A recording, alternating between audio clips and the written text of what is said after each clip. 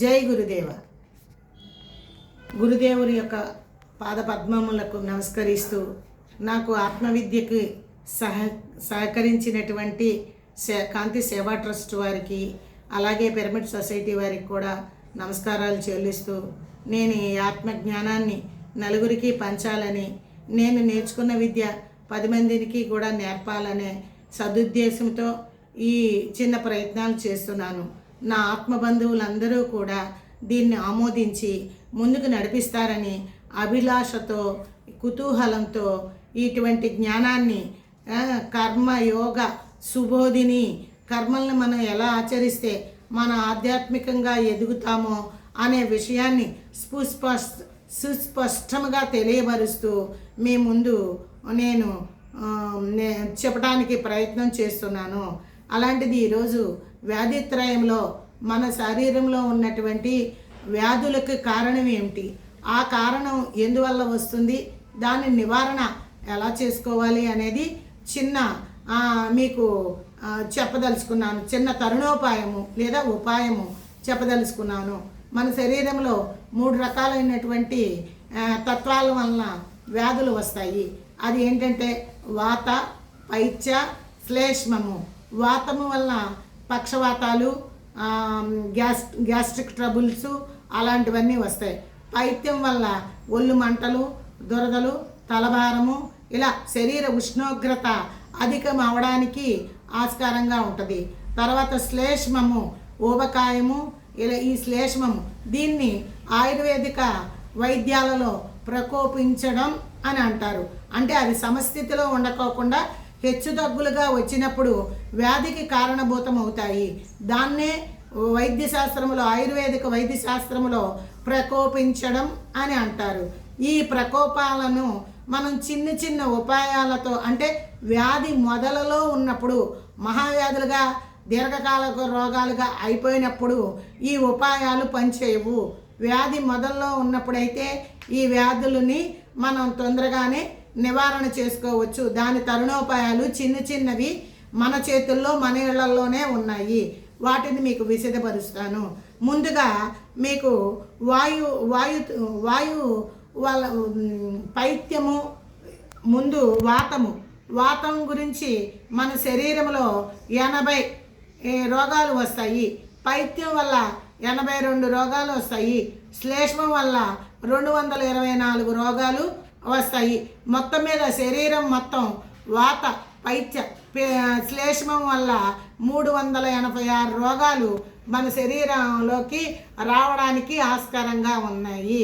ఈ వాతం వల్ల మనం వ్యాధులు రాకోకుండా వాతం ప్రకోపించింది అని మనం గనక గుర్తిస్తే ఆ వాతాన్ని సమతుల్యం చేయడం కోసం చిన్న ఉపాయాన్ని మనం ఆచరించవచ్చు. వాతాన్ని నివారించటం కోసం గానగ పప్పు నూనె లేదా వేరుశనగ నూనె వాతాన్ని ఉపశమనం, అధికమైన వాతాన్ని ఉపశమనం చేయగలుగుతుంది. మీరు ఆహార పదార్థం తీసుకునేటప్పుడు, అన్నం అన్నీ భుజించేటప్పుడు, దాంట్లో ఉన్నటువంటి కూరలు అవి వండుకునేటప్పుడు గానగ పప్పు నూనెతో కానీ వేరుశనగ నూనెతో కానీ ఆహారాన్ని మీరు కూరలను పచనం చేసుకొని తిన్నట్లయితే, లేదా తొలి ముద్దలో ఆ నూనెల్ని కలుపుకొని ఒక ముద్ద మీరు తిన్నట్లయితే వాత ప్రకోపం తగ్గడానికి చాలా వరకు ఆస్కారంగా ఉంటుంది. అలాగే పైత్య ప్రకోపం ఎక్కువగా అయ్యింది అనుకుంటే దీనికి మీరు ఏం చేయాలి అంటే ఆవు నెయ్యి, స్వచ్ఛమైన నాటు ఆవు నెయ్యిని తొలి ముద్దలో కలుపుకొని తినటం, లేదా ఆవు నెయ్యితో కూరలను వండుకొని తినడం. అలా చేసినట్టయితే పైత్యం యొక్క ప్రకోపాన్ని అదుపులో పెట్టుకోగలుగుతాము. అలాగే వాతపు శరీరం లక్షణాలు ఉన్నాయి అంటే ఆ శరీరానికి నూనె మర్దన, మన పూర్వీకులు అభ్యంగన స్నానం చేయించేటప్పుడు నూనెతో మర్దన చేసి ఆ తల స్నానం చేయించేవారు, వాతం యొక్క లక్షణాన్ని సమతుల్యం చేయడం కోసం.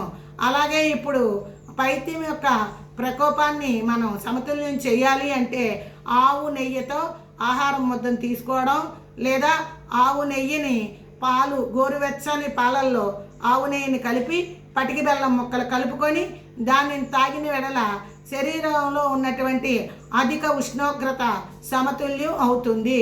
ఇక శ్లేష్మం వల్ల వచ్చేది దాన్నే కఫ ప్రవృత్తి అని కూడా అంటారు.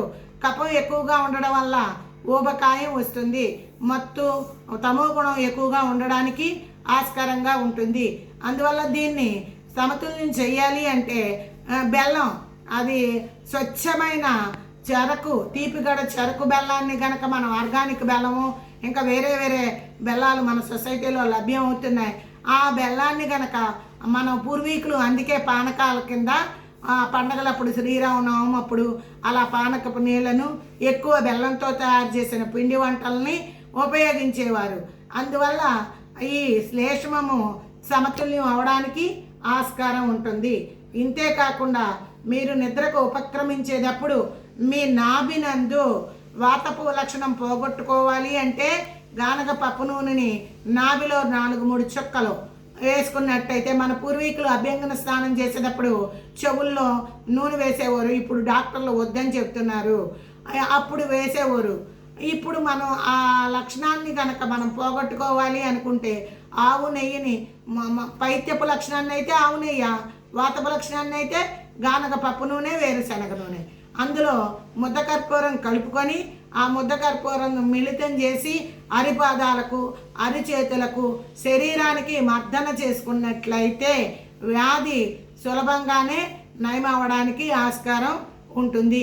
ఈ విధి విధానాల్లో చేసుకొని మీరు ఆ యొక్క వ్యాధిని త్వరగా పోగొట్టుకోగలుగుతారని కూడా నేను విన్నవించుకుంటున్నాను. జై గురుదేవ.